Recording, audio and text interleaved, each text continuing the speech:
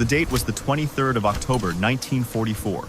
In the dense, rain-soaked forests near the German border, silence hung heavier than the fog. Wehrmacht sentries scanned the darkness, waiting for the next wave of young Americans to stumble toward their lines. They had seen this before: green troops, frightened voices, confused orders. Another easy night. Or so they thought. Across the no-man's land, something moved quietly, deliberately. No shouted commands, no clatter of boots, just the faint rustle of men trained to hunt in darkness. Within minutes, German outposts began to vanish, one by one. These were not rookies. They were the 104th Infantry Division, the Timberwolves, and they belonged to a commander the Germans would soon learn to fear. His name carried through the fog like a whispered curse: Terry de la Mesa Allen. To his men, he was Terrible Terry, rough, fearless, and utterly relentless. To the enemy, he was the ghost who never slept. Allen was no ordinary general. He had been fired once, disgraced for being too aggressive, too undisciplined for the parade ground. Yet the men who fought under him would have followed him into hell itself, because he always led from the front. He fought wars his own way, at night, up close, and without mercy for hesitation. The legend of Terrible Terry was not born from medals or headlines. It was forged in mud, fire, and the screams of battle from the deserts of North Africa to the frozen woods of Europe. He believed in one thing above all: simplicity saves lives. The simpler the plan, the fewer his men would die. By the time German soldiers realized who they were facing that October night, it was too late. The Timberwolves were already inside their lines. The forest that had once protected them had turned against them, every shadow, every tree, alive with movement. That night, the Wehrmacht learned a new kind of fear. Because that night, the darkness belonged to Terry Allen. Terry de la Mesa Allen was born on April 1st, 1888, at Fort Douglas, Utah Territory, literally inside the U.S. Army. His first lullaby was the sound of bugles and cavalry hooves on dry ground. His father, Colonel Samuel Allen, was a career officer, a product of the old frontier army that moved from post to post, chasing Apache raiders and smugglers. His mother came from a long line of soldiers as well. Her father, Captain Carlos Alvarez de la Mesa, had fought for the Union at Gettysburg, bleeding for a country still struggling to define itself. For the Allens, the army was not a profession. It was inheritance. From the beginning, Terry Allen was restless. He learned to ride before he could read, learned to shoot before he could spell his name. Rules irritated him. Authority was a challenge to be tested, not obeyed. On dusty parade fields across the American West, young Terry watched officers drilling troops under the burning sun and quietly decided he would lead differently. In 1907, Allen earned what every Army family dreamed of: an appointment to West Point. It should have been the culmination of generations of service. Instead, it became his first rebellion. He loathed the Academy's rigid structure, the endless memorization, the mathematical precision that valued obedience over imagination. He stuttered when forced to recite in class and collected demerits like souvenirs. His classmates nicknamed him "Tear Around the Mess Hall Allen" for his inability to sit still. After repeated failures in mathematics, ordnance, and gunnery, he was finally dismissed in 1911. For most young men, that would have been the end. For Allen, it was a detour. He enrolled at the Catholic University of America, earned a degree in 1912, and through sheer determination, secured a commission as a second lieutenant in the U.S. Cavalry. He had found a way in through the side door, the first of many times he would outsmart the system designed to keep him out. His first test came on the Mexican border in 1913, a world of dust, rustlers, and ambushes. When 30 armed bandits crossed into U.S. territory, Allen, commanding only 6 men, was told to wait for reinforcements. He didn't. He attacked. When it was over, all 30 rustlers were dead or captured. It wasn't by the book, but it worked. That story raced through the ranks, marking him as exactly what he was: a born combat leader who preferred results to regulations. Then came World War I. Like every ambitious young officer, Allen feared the war would end before he could prove himself. When he finally reached France in 1918, he wasn't given a glamorous command. He ran an ammunition train. But even in the mud of supply routes, he paid attention. How men moved under fire, how panic spread, how darkness changed everything. Eventually, he got his wish. Promoted to major, he took command of the 3rd Battalion, 358th Infantry, 90th Division during the Street Mahil and Meuse-Argonne offensives. It was in those blood-soaked fields that he discovered what would become his obsession: night attacks. Military doctrine said you attacked in daylight when you could see the enemy, coordinate artillery, and maintain control. Allen saw only death in that logic. Daylight meant visibility, and visibility meant slaughter. Machine gunners cut down waves of infantry, like wheat. Artillery spotters corrected their fire with deadly precision. Every hill taken by day was paid for with blood. But at night, the battlefield changed. Confusion became an ally. Fear shifted sides. When his battalion struck under cover of darkness, the Germans fired blindly, wasting ammunition and nerves. Allen realized that with the right preparation reconnaissance by day, simple plans, and prearranged signals, the chaos of night could be mastered. Keep it simple, move silent, hit hard, he told his men. On October 24th, 1918, Allen's experiment nearly killed him. Leading a night assault, he was struck in the face by machine gun fire. The medics tagged him for evacuation. Allen refused. He packed gauze over the wound, ordered himself returned to the line, and continued the attack. His soldiers saw their commander blood streaming down his cheek, still giving orders, and followed without hesitation. For that night's action, he earned the Silver Star and 2 Purple Hearts, but the true reward was less tangible, the absolute trust of his men. When the armistice came weeks later, Allen returned home with a scar across his face, and a conviction burned into his mind that discipline wasn't about marching in straight lines or polished boots. It was about getting the mission done and bringing your men home alive. The interwar years would test that belief. Promotions froze, ambition stalled, and the army shrank to a skeleton of its wartime self. Many officers drank or quit. Allen trained. He raced horses across Texas in punishing endurance contests, played polo in Antwerp, studied German tactics, and read everything he could about mechanized warfare. The cavalry was dying, but Allen wasn't. He was waiting for the next war, for the next chance to prove that his kind of soldiering still mattered. And when that war finally came, it would meet a man forged not by privilege or theory, but by failure, scars, and the cold logic of survival. When war returned to Europe in 1939, most of the U.S. Army was still trapped in the horse and bugle era, but one man had spent 20 years preparing for a different kind of fight. Terry de la Mesa Allen was now in his early 50s, grizzled, impatient, and hungry. He had survived obscurity, mastered his craft, and waited long enough. In 1940, General George C. Marshall, newly appointed Army Chief of Staff, noticed him. Marshall had a gift for finding talent hidden beneath bureaucracy. He looked at Lieutenant Colonel Allen and saw not a rule breaker, but a warrior. He promoted Allen directly to Brigadier General, skipping an entire rank, a near unheard-of leap. To the Army establishment, it was madness. To Marshall, it was necessity. America would soon fight a modern war, and modern wars needed men who could win, not just march. By 1942, Allen was given the ultimate test, command of the 1st Infantry Division, the famed Big Red One, the oldest division in the U.S. Army. Its soldiers were proud, but untested in large-scale combat. Marshall's brief to Allen was simple: make them ready. Allen's preparation was brutal. He believed soldiers should suffer more in training than in battle. Long marches, live-fire drills, surprise night alerts. His men cursed him, then later thanked him. He built not parade ground precision, but combat instinct. That instinct was about to face its trial by fire. On the 8th of November 1942, as part of Operation Torch, Allen led the Big Red One ashore near Oran, Algeria, America's first major offensive of the war. The beaches were chaos, surf pounding, machine guns raking the sand, men choking on exhaust and fear. By dusk, they had seized their objectives, but at a cost 418 casualties, including 94 dead. The Americans were finally in the fight. Then came Tunisia, where the war turned savage. Facing Erwin Rommel's Afrika Korps, the Americans learned hard lessons. At Kasserine Pass, inexperienced units broke and ran under German armor. Tanks burst through defensive lines. Radios failed. Commanders panicked. To many, it looked like the end, but not to Terry Allen.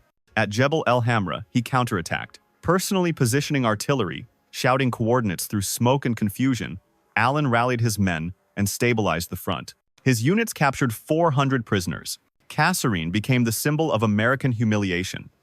Hamra, of its rebirth. A month later came El Guettar, the battle that would define him. On the 21st of March, 1943, German panzers thundered across the desert toward Allen's lines. The sand shook.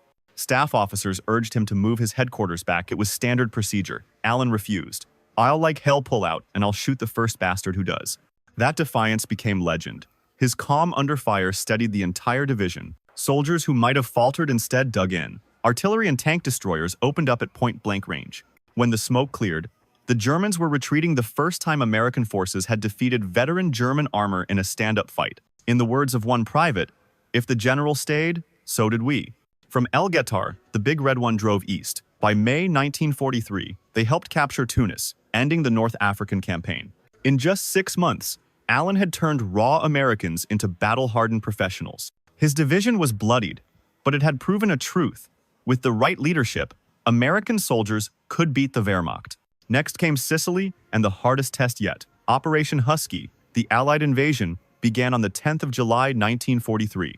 General George Patton personally chose Allen's division to land at Gela, the toughest beach on the island. Within hours, German and Italian armor counterattacked. Allen's men held, firing from dunes and scrub, while naval guns blasted enemy tanks just yards away.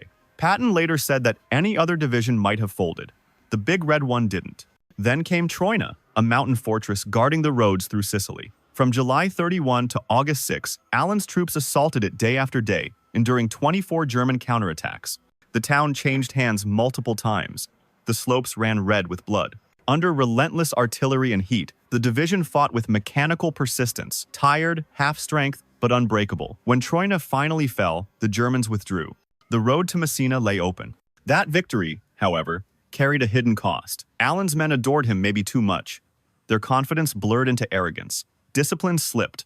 They sang bawdy songs on marches, ignored parade standards, and referred to their general as Terry instead of Sir. To them, it was affection. To higher command, it was anarchy. On the 9th of August 1943, Time magazine hit newsstands with Allen's portrait on its cover, calling him a great division commander in the making. 2 days earlier, he had been relieved of command. Omar Bradley, his corps commander, believed Allen and his deputy, Theodore Roosevelt Jr., had allowed discipline to erode. Others claimed the decision came from Eisenhower and Patton, who wanted a steadier hand for the long war ahead. It was, as Eisenhower later admitted, a terrible injustice to General Allen to hint that he was relieved for inefficiency. Bradley himself confessed that none excelled the unpredictable Terry Allen in the leadership of troops. But reputations in war are fragile. One moment, you're the hero on the cover of Time, the next, you're gone. When he boarded the ship home, Allen didn't rage. He lit a cigarette and said only, "I guess they want a different kind of soldier." Maybe they did. But the war wasn't finished with him yet. They thought he was finished. Fired at the height of his fame, dismissed as too reckless, too undisciplined, Terry de la Mesa Allen should have faded into history. But men like Allen don't retire quietly. He was a fighter, and fighters only rest when there's nothing left to fight for. In October 1943, he was given a second chance command of a brand new unit, the 104th Infantry Division, training at Camp Adair, Oregon. These were not seasoned professionals like the Big Red One. They were young Americans from the factories and farms of the West, average age barely 21. They had never seen Europe, much less combat. To most generals, this would have been a disappointment. To Allen, it was a blank canvas. He looked at those fresh faces and saw potential. "They don't know fear yet," he told a staff officer. "Good. We'll teach them how to use it." His method was brutal. Standard Army training required 10 to 12 hours a week of field exercises. Allen pushed his men through 30 to 35 hours, often 6 days straight. They trained in driving rain, in forests so dark they could not see the man next to them. He introduced live ammunition, real artillery, smoke, and confusion, everything that would make training feel like battle. Above all, he made night fighting their specialty. "If you can fight in the dark," he said, "you can fight anywhere." Every aspect of training revolved around darkness navigation by compass and terrain memory, hand signals instead of radios, silent movement through underbrush, flanking maneuvers under the moonlight. He drilled his soldiers to the point of exhaustion, then kept drilling. Some officers protested that it was excessive. Allen replied, "You think I'm tough? Wait until the Germans see you coming." Oh. By mid-1944, the Timberwolves had become the only American division specifically trained for night combat. Bradley himself would later admit, "Allen brought the only division I know of that was prepared for night fighting." In the summer of 1944, as Europe burned, the 104th crossed the Atlantic. They landed in France, then moved into Belgium as autumn fell. On the 23rd of October 1944, they entered combat near the German border the very night that would mark Allen's redemption. The Germans waiting in those forests expected an easy defense. Intelligence briefings called the 104th a new American division, untested in battle. Wehrmacht veterans laughed. They would not be laughing long.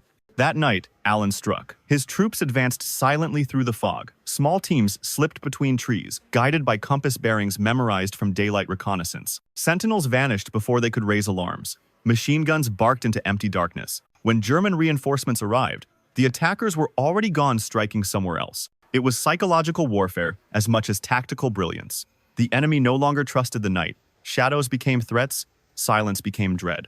By dawn, entire German platoons had been overrun. Their reports spoke of an American division that fought like demons after dark. For months, the pattern repeated. On November 2, the 104th crossed the Mark River under cover of darkness, catching defenders completely by surprise. In mid-November, they attacked the Aachen sector, cracking positions that had resisted daylight assaults for weeks. Every move was executed with the precision of a rehearsed nightmare. Then came winter and the Battle of the Bulge. When the Germans launched their last great offensive in December 1944, Allen's division held the northern flank from the 15th of December 1944 to the 22nd of February 1945. Under relentless artillery and freezing snow, they absorbed the shock of multiple attacks, refusing to yield. When the counteroffensive began, the Timberwolves pushed forward again. On February 23, they crossed the Roer River at night, of course, and drove straight into Germany. The momentum never stopped. Cologne fell on March 5, the Rhine on March 22, and within 9 days, the division advanced 193 miles, cutting deep into the heart of the Reich. But war's worst lesson awaited at Nordhausen, in central Germany. On the 11th of April, 1945, the 104th Infantry Division and the 3rd Armored Division liberated a camp that even battle-hardened soldiers could barely comprehend. Thousands of corpses lay unburied, hundreds of survivors barely alive, too weak to speak. The air reeked of decay. Allen walked through the camp in silence. He ordered photographers to document everything: the bodies, the barracks, the faces. "No one will believe this," he said. He then commanded German civilians from the nearby town to come and see what had been done in their name. Some tried to claim ignorance. Allen didn't care. "You will see," he told them. "You will bury them." Even his toughest men wept. That day, Terrible Terry was no longer the loud, profane field general. He was a man staring into the abyss, realizing that victory was never enough to balance the cost. Days later, the 104th fought one last battle, the Battle of Halle, April 15, 1945. House-to-house combat turned the industrial city into rubble. During the chaos, Allen met Count Felix von Luckner, the famed World War I sea devil, now an old man trying to save his city from annihilation. Under a flag of truce, the two soldiers, enemies by uniform but brothers by profession, negotiated a partial surrender that spared thousands of civilians. When it was over, Allen ordered a ceasefire. Halle still stood. Von Luckner would later be made an honorary colonel of the 104th, a rare tribute between warriors who understood each other's code. On April 26, near the Elbe River, Timberwolf patrols made contact with Soviet forces advancing from the east. The war in Europe was all but over. For 200 days, the 104th Infantry Division had fought without a single major defeat. Every objective assigned, they had taken. Every line held, they had kept. Wehrmacht intelligence files recovered after the war confirmed what German soldiers already knew. The 104th Infantry Division had changed how the enemy fought. German units now maintained higher night alerts, spread their defenses thinner, and feared the silence before dawn. Axis propagandist Rita Zucker, Axis Sally, complained on radio that the Americans' night attacks were unfair. Allen heard the broadcast and smiled. "If the enemy says it's unfair," he said, "then it's working." By May, the war in Europe was ending. But for Terry Allen, redemption had already come months earlier in the whispers of German soldiers who warned one another in terror. Beware the Timberwolves. The night belongs to Terrible Terry. For every general who followed the book, there was one who rewrote it. Terry de la Mesa Allen was that man, the one who proved that leadership was not about rank or decorum, but about knowing what kept men alive when the sun went down. Within the American High Command, Allen was a paradox. George C. Marshall, the architect of victory, defended him as a natural warrior, rough-edged but indispensable. Marshall once wrote, "Allen drinks too much, swears too much, and fights too well to be left behind." For Omar Bradley, he was a lesson in contradiction, brilliant in the field, troublesome in garrison. Bradley admitted that none excelled the unpredictable Terry Allen in leading troops, yet he also confessed that Allen's informality made superiors uneasy. Dwight D. Eisenhower admired Allen's results, but feared his reputation. As Supreme Commander, Eisenhower had to balance battlefield success with the political image of the U.S. Army disciplined, orderly, a reflection of democracy in uniform. Allen, with his unshaven jaw, his profanity, and his contempt for ceremony, didn't fit that picture. He was too raw for the press conferences and too honest for the corridors of power. Yet among soldiers, the ones who actually fought Allen was almost mythic. He was the general who didn't hide behind maps. He slept on the same frozen ground, ate the same rations, and cursed the same mud. To them, he wasn't General Allen. He was simply Terry, the man who led from the front and never ordered what he wouldn't do himself. From the enemy's perspective, Allen was worse than a name, he was a legend. Wehrmacht field reports captured after the war described the 104th Infantry Division as a special American formation trained to operate in darkness. German commanders were forced to keep troops awake through the night, fearing sudden attacks that came like ghosts through the trees. Exhaustion spread. Morale collapsed. German prisoners interrogated after the Aachen and Mark River battles spoke of the American wolves who came at night. Some claimed that even the sound of distant footsteps in the dark was enough to trigger panic fire. What Allen had created wasn't just a tactic, it was psychological warfare perfected. Axis propagandists recognized it too. The infamous broadcaster, Rita Zuka, known as Axis Sally, accused the Americans of cowardly night fighting. To Allen, that was the highest compliment. If the enemy complains, he said, you're doing it right. Outside the battlefield, military theorists began to take notice. Allen's doctrine, simple plans, silent movement, aggressive initiative, was adopted in fragments by other divisions. His emphasis on night training prefigured the tactics of later generations. From Korea, where U.S. forces learned to fight in the hills after dark, to Vietnam, where search and destroy missions relied on stealth and coordination. Even today, the U.S. Army's Night Operations Manual carries echoes of Allen's philosophy: clarity over complexity, realism over ritual. His approach also resonated with America's allies. Canadian General Guy Simons, who fought alongside the 104th in 1945, remarked, once the Timberwolves got their teeth into the Boche, they showed great dash. To Simons, Allen represented the American genius for adaptation, a commander who took inexperience and turned it into innovation. Back home, the press struggled to categorize him. Was he a hero or a renegade? In 1943, Time magazine had praised his courage and charisma. By 1944, journalists were describing him as the general who fought the wrong kind of war for the right reasons. War correspondent Ernie Pyle, beloved by the troops, summed it up best. Terry Allen didn't give a damn for hell or high water. He fought because he loved fighting and because his men believed in him. In the broader scope of Allied strategy, Allen's impact was subtle but lasting. He never commanded armies or won sweeping campaigns. What he did was prove a principle that flexibility, initiative, and human connection could outperform any doctrine written in peacetime. His leadership was personal, even messy, but it produced soldiers who didn't break. For Germany, Allen's night fighters became a persistent nightmare. For America, he became proof that the citizen soldier, the unpolished factory worker or farm boy, could match the most professional army in the world when given trust, training, and purpose. As the war drew to its close, Eisenhower reportedly said of Allen, "He is not the kind of man we could have built an army around, but he is the kind of man that army needed to win a war."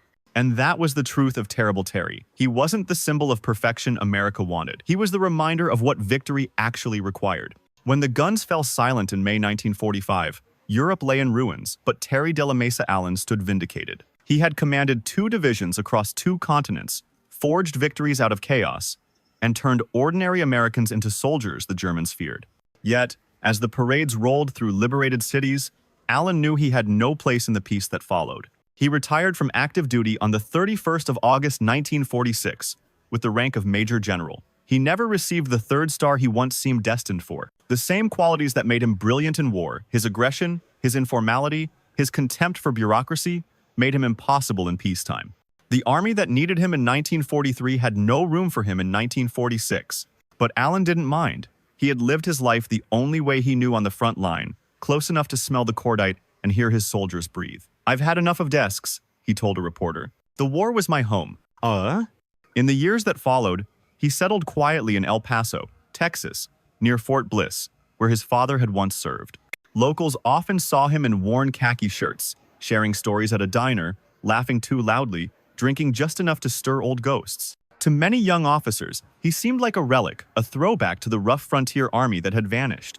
But to those who knew his story, he was something more, a symbol of the soldier's heart flawed, fierce, and loyal beyond reason. Then, in October 1967, tragedy struck. His only son, Lieutenant Colonel Terry de la Mesa Allen Jr., commanding the 2nd Battalion, 28th Infantry Regiment, the same unit his father had once led in World War I, was killed in action near Lai Khe, Vietnam. His battalion had walked into a deadly ambush by 2 Viet Cong regiments. Allen Jr. was shot multiple times while trying to rally his men. He died as he had lived leading from the front. When the telegram arrived, the old general said nothing. Witnesses recalled him sitting on his porch, staring into the desert. His hands shook, but his eyes stayed dry. He was proud, a family friend later said.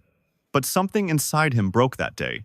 In the months after his son's death, Allen's health declined rapidly. Strokes, heart trouble, and the slow erosion of will. He'd fought every enemy he ever met, his wife said softly, but he couldn't fight this one. On the 12th of September 1969, Terrible Terry Allen, the cavalryman, the maverick, the night fighter, died at age 81. They buried him at Fort Bliss National Cemetery beside his son. Father and son, 2 soldiers, 2 wars, 1 legacy. Today, at the United States Military Academy at West Point, the institution that once expelled him for failing mathematics now presents the General Terry de la Mesa Allen Award each year to the cadet who demonstrates the highest leadership in military science. The academy that couldn't contain him in youth now honors his name in perpetuity. It is one of history's gentlest ironies. The rebel returned as a role model. For historians, Allen remains a study in contradiction. He never commanded armies or shaped grand strategy. He didn't invent new weapons or draft new doctrines. What he did was simpler and harder. He taught men how to win. He proved that trust, toughness, and truth mattered more than polish or protocol. To his soldiers, he was the man who stood beside them in the dirt. To his enemies, he was the shadow that haunted their nights. To posterity, he is a reminder that victory often belongs not to the perfect, but to the relentless. In an interview late in life, Allen once said, "Discipline is not about looking good. It's about staying alive. A soldier who fights for his buddy will do more for you than any manual ever written." That was his gospel. So when we think of the Big Red One charging through Tunisia, or the Timberwolves crossing the Rhine in the dead of night, we're really thinking of the same man, the restless cavalry officer who refused to quit, even when the army itself turned against him. The German veterans who fought him in those dark forests of Belgium remembered his tactics long after the war ended. They called his soldiers the Wolves of the Night. They remembered his name whispered in warning Terrible Terry. And maybe, on some cold night, when the world once again forgets what kind of courage it takes to face the dark, we should remember him too, the general who proved that light doesn't always defeat darkness. Sometimes, it learns to fight inside it. These are not just stories of war, but stories of life refusing to surrender. Subscribe to WW2 Tales of Survival and leave a comment about what survival means to you after hearing this story.